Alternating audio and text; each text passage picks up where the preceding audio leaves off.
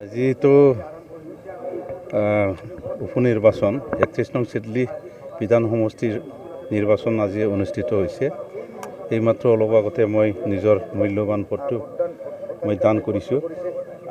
এতিয়া মই যি দেখিছোঁ অহাৰ পৰাই সকলোৱে শিল দল ভাঙি পেলাই আমাৰ মিত্ৰজোঁটৰ প্ৰাৰ্থী ঠেটৰ ছবিত ভোট দিবৰ বাবে সকলোৱে শিল দল ভাঙি পেলাই ওলাই আহিছে।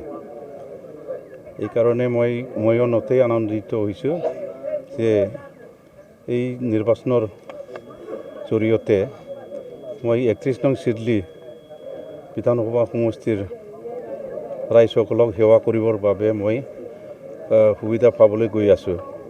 গতিকে অনাগত দিনত মই ৩১ নং চিডলি বিধানসভাৰ ৰাইজসকলক মই ভালদৰে সেৱা কৰিম বুলি মই মনত ঠিক কৰি লৈছোঁ। চিডলি সমষ্টিৰ বাবে চিডলি সমষ্টিবাসীক মই এইটোৱে জনাব বিচাৰিছোঁ, ইতিমধ্যে আমাৰ এই অঞ্চলত শান্তি প্ৰতিষ্ঠা হৈছে, সকলোৱে শান্তিৰে বসবাস কৰিবলৈ সক্ষম হৈছে।